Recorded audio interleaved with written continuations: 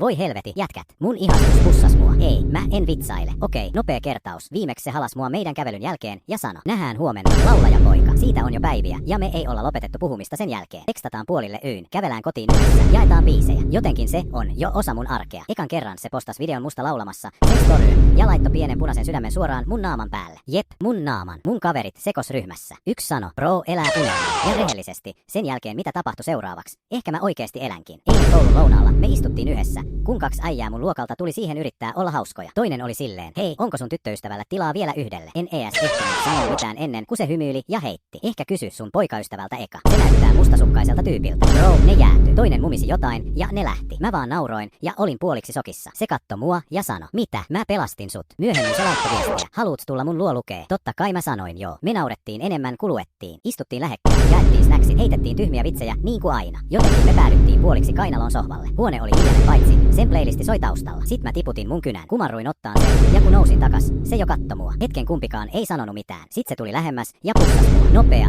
pehmeä. Sit se vetäytyi ja katto mua silmiin, hymyili ja pussas uudestaan. Tällä kertaa hitaammin. Se oli ihan älytöntä, kun ei mikään muu ois hetkeen ollut olemassa. En ees muista miten pääsin kotiin. Tiedän vaan etten saanut unta.